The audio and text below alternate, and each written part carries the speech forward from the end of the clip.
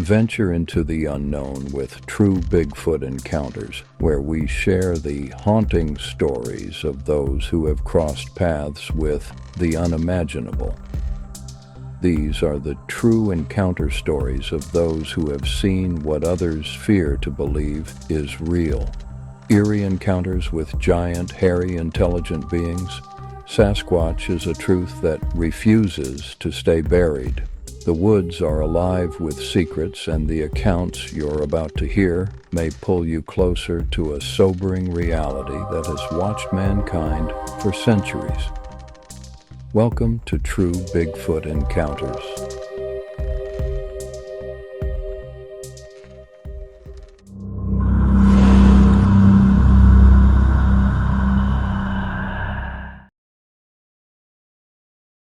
I've been fly fishing for decades, and there's just something about the solitude that comes with chasing steelhead in the rivers of Washington that keeps me coming back. The steelhead here are almost all wild, and while some folks prefer fishing in groups, I've always liked being out there by myself. It's peaceful. You've got the river, the forest, the fish, and your own thoughts. It's perfect, really. But I'll admit, after 40 years of solo hikes along those rivers and countless casts into the rushing water, I've had my share of strange moments. Moments where you just know something's off. Two of those times, without a doubt, I'm convinced I had encounters with something, well, not quite explainable. The first encounter happened back in 2011. I was fishing a river near Mount St. Helens, a place that's got its fair share of strange stories. There are all kinds of tales about sightings in that area, and as much as I try to keep my mind on fishing, it's hard not to let those stories creep in sometimes. I parked my truck 1.5 miles up a logging road, planning to fish my way downstream. My target was a spot we called the Honey Bowl, this perfect section of water where steelhead seemed to love hanging out. The day was perfect for it, midweek, so I knew I had the whole river to myself. No other anglers, no noise, just me and the fish. As I worked through the stretch, getting into my rhythm, casting and retrieving, I suddenly heard this sharp thunk behind me. Out of nowhere, a huge rock came flying through the air from somewhere behind and hit the freestone boulders around 50 feet away from where I was standing. It bounced and clattered down the rocks before stopping near a 10-foot-high willow. I froze. At first, I didn't know what to think. I just stood there, listening, waiting for something, anything to make a sound. But nothing. There was no rustling, no birds, nothing at all. Just dead silence. And that's when I felt it. That creeping sensation that someone or something was watching me. My heart started pounding, and I felt the hair on the back of my neck stand up. I scanned the area around me, trying to see any sign of movement. But everything was still. After what felt like forever, I decided to get back to fishing, trying to push that weird feeling out of my head. The thing is, when you're out there for steelhead, you can't afford to lose focus. You've got to stay sharp. And that's what I tried to do. But the feeling of being watched, it didn't go away. Still, I tried to concentrate, getting into my cast again. Not even 10 minutes later, I reached the midpoint of this riffle I was working, and another rock, this one even bigger, came crashing into the water, right where I'd been standing earlier. The sound was massive, like someone dropped a shot put into the water from way up high. The splash sent water flying, and I freaked out. I whipped around, eyes darting back to the willows, but saw nothing. Whatever had thrown that rock was staying hidden, but it was out there. No doubt about it. My adrenaline kicked in, and I decided right then and there that I needed to get the hell out of there. I didn't waste any time. I quickly packed up my gear and started moving downstream, my mind racing just as fast as my legs were. I was so spooked that I ended up crossing the river at a spot I normally wouldn't even try. But I needed to get back to the logging road as fast as I could. The current was strong, and the crossing was risky, but I pushed through. Once I made it to the other side, I climbed up the steep bank and just started running. I ran all the way back to my truck, waiter boots and all, not stopping until I got to the cab. I threw my rods and pack into the bed, jumped in, started the truck, and locked the doors. Only then did I let myself catch my breath. As I sat there, still sweating and out of breath, I replayed everything in my head. First, there was no way a person could have thrown that rock. Not from that distance, not with that force. Second, it was clear to me that whatever it was didn't want me there. I'd lost out on a couple of hours of fishing, but at that point, I didn't care.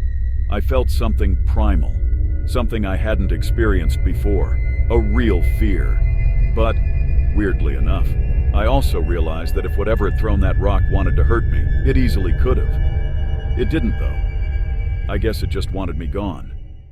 Fast forward to spring of 2013, and I had another encounter, this time in an area called Grisdale, Washington.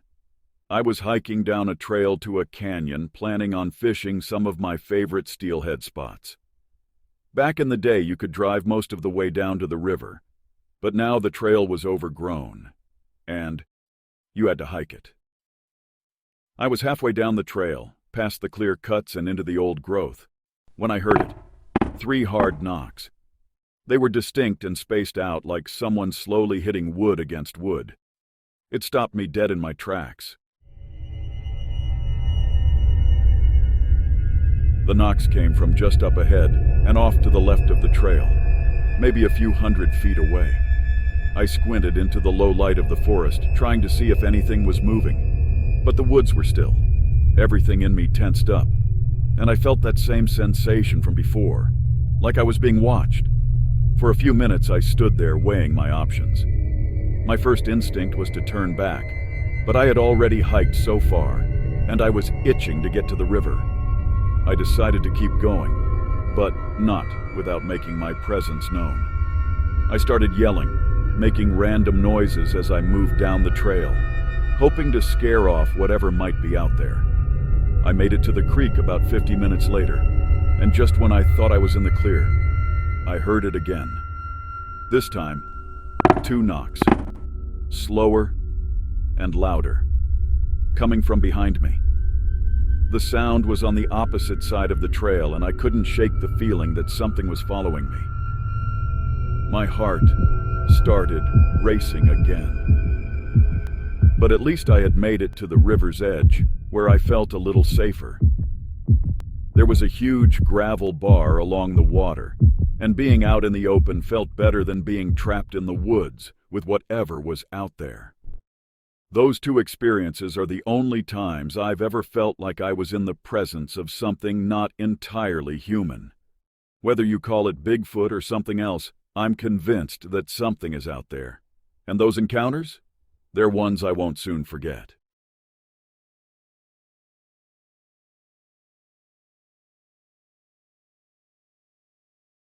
It was the summer of 1982, and I was just a kid, spending a weekend fishing with my dad and his buddies. My dad loved hunting and fishing, and since my parents were divorced, whenever it was his weekend, he'd take me along on these outdoor adventures. This particular time, we were out fishing for brook trout at a little stream called Leclerc Creek, which is in northeast Washington state. The place is super remote, heavy woods, thick brush, and nestled in the Selkirk Mountains, where some of Washington's few remaining grizzly bears roam. This area is so wild that you could walk for miles and miles without hitting a road or seeing any sign of people. So, here's how it went down. My dad was upstream, probably 250 to 300 yards from where I was hanging out with his buddy by the stream. After a while, I decided I wanted to go find Dad, so I left his friend and started making my way upstream along a game trail that followed the creek. The trail was pretty narrow, and as I walked, just being silent, which was unusual for me, I came around this slight bend in the path. And that's when I saw it. At first, I thought it was just a burnt tree stump sitting on the other side of a little rise near the stream bank. It didn't seem like anything out of the ordinary, so I was about to look back down at my feet to keep walking. But then, the stump moved. It stood up, straight up, on two legs. My heart about jumped out of my chest. In complete shock and confusion, I watched as this thing, towering over me about 20 feet away, rose up from a crouch. It was facing away from me at first, but as it stood, it turned around, just like a person would if they were standing up after squatting. It had long arms, covered in dark hair, and its shoulders were massive, at least 3 or 4 feet wide. I was frozen in place. But when it glanced over its shoulder at me, that's when the panic really hit. Its face was not like anything I'd ever seen before. I screamed at the top of my lungs, totally losing it, and I think I startled the creature as much as it scared me. I dropped to the ground, covering my head and neck, like I'd been taught to do if a bear ever attacked. In that moment, I was so confused that I reacted like it was a bear, even though what I saw was far from one. Before I knew it, the creature jumped across the creek in what seemed like a single bound. I didn't even hear a splash. It took off up the opposite hillside, like a freight train crashing through the brush, and I could hear branches snapping as it tore through those thick woods. The sound movement stopped about 75 yards away in the dense brush, and I couldn't see it anymore. At the same time, my dad heard me screaming and was running through the underbrush to get to me. When he got there, he looked freaked out, probably thinking I was being attacked by a bear or something. He was soaked because in his panic to get to me, he'd fallen into the creek. He was both mad and scared at the same time. I started trying to explain what I saw, but before I could even get the words out, the creature made more noise from the hillside where it had disappeared. It was thrashing around again, breaking branches as it moved further up the mountain, this time making a racket for what felt like 250 yards up the hill. It was incredibly loud, louder than any animal I'd ever heard, and I'd been around plenty of deer, elk, moose, and bears. To this day, I know what I saw. I ended up studying wildlife management in college and worked in the woods for many years, but nothing I've experienced out there comes close to what I encountered that day. It wasn't a bear. It was a massive, black, hair-covered, human-like creature. The thing had a neck that was as thick as a weightlifter's, and its arms were pure muscle. Its legs were huge, like someone who hikes mountains every day. I would guess it stood about 7 to 8 feet tall and weighed around 600 pounds. The thing was built like a tank. I'm pretty sure it was squatting by the creek, maybe getting a drink of water, when I stumbled upon it by accident. It must have been as startled as I was. Back then, I had no clue about Sasquatch or anything like that. I hadn't heard of such creatures, especially not from any TV or books. This was before the internet, after all. It wasn't until years later when I saw artist renderings in books that I realized I had seen something that matched the descriptions of a Sasquatch. Back when I told my dad what I'd seen, he didn't believe me. He insisted I must have seen a bear and stuck to that story until he passed away in 1987. My mom, though, she knew something was up. I talked about the incident for months, and she would ask me about it repeatedly, but my story never changed. It was one of those experiences you never forget, no matter how many years pass.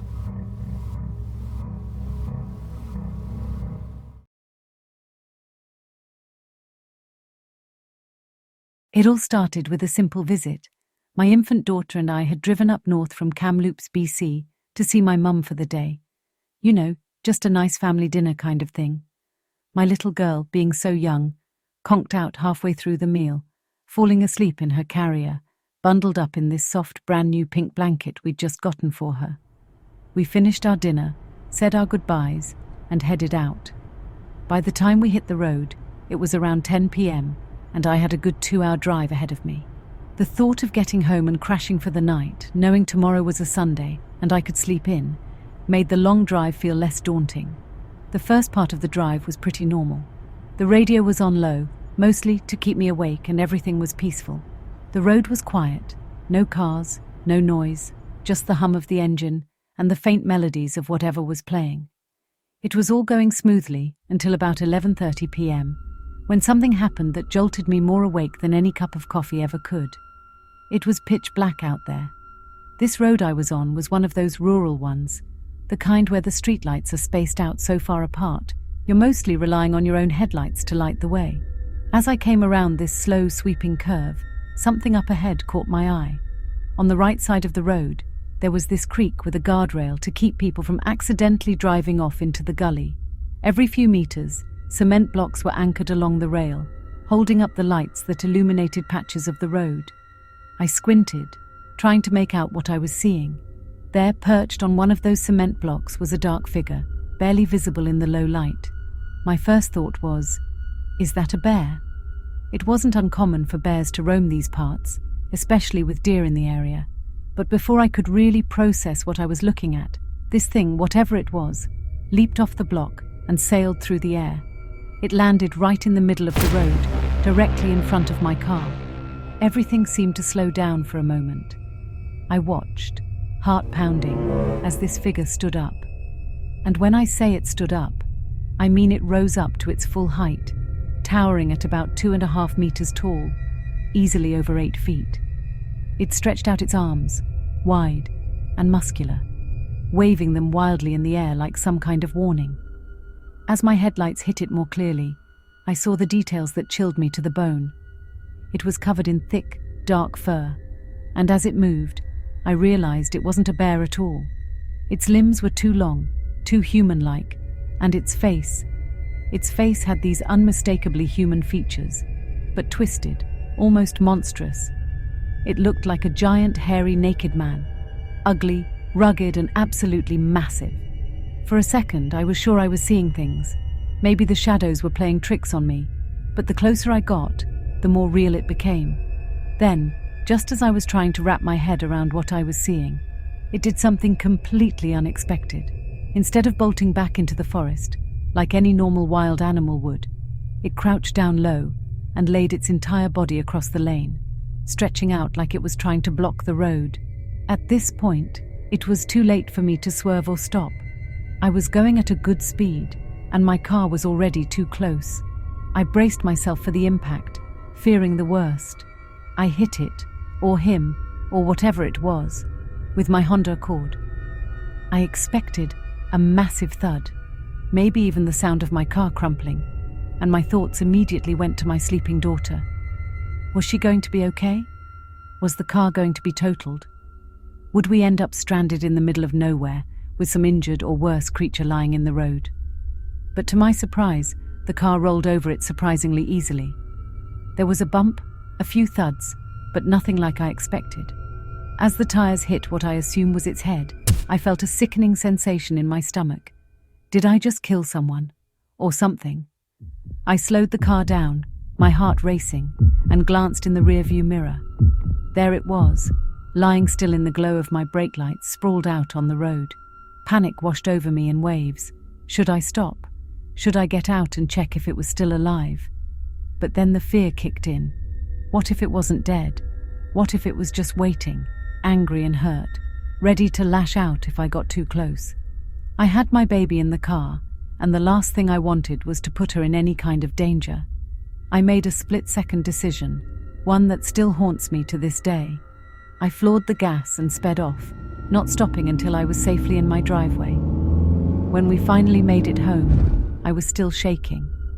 I pulled my daughter out of her carrier, making sure she was okay, and put her to bed. But I couldn't sleep.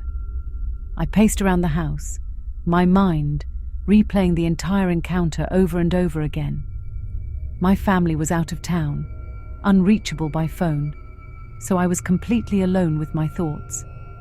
I had no idea what to do. Should I call the police? What would I even tell them? Hey, I think I just ran over a Sasquatch. Yeah, that would go over well. After hours of pacing and worrying, I finally decided to call the provincial police. I kept my description vague, avoiding the word Sasquatch entirely. They told me they'd check it out, but when I called the next day to follow up, there was no record of my call. Nothing had been reported along the road either. No signs of an animal, no wreckage, nothing. That night, after the phone call, I went out to check my car expecting to see some serious damage. But there was almost nothing. The only thing that was bent was the license plate, and on one of the bolts I found a tuft of dark hair. I stood there for a moment staring at it, wondering if I should keep it. Maybe it would prove what had happened. But then the rational side of my brain kicked in. What was I thinking? I threw it out, convincing myself it was probably just some animal. No one would believe me anyway. When my family got back, I told them the story. Of course, they laughed it off, saying I must have imagined it or exaggerated the details. After a while, I stopped talking about it. I didn't need their jokes or disbelief, but deep down I knew what I'd seen. I know it's still out there, somewhere, and even though I'll never be able to prove it, I'll never forget that night.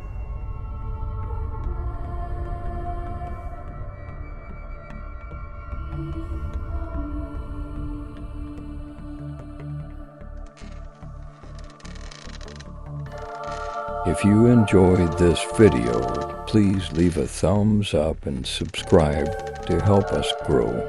Thanks for watching.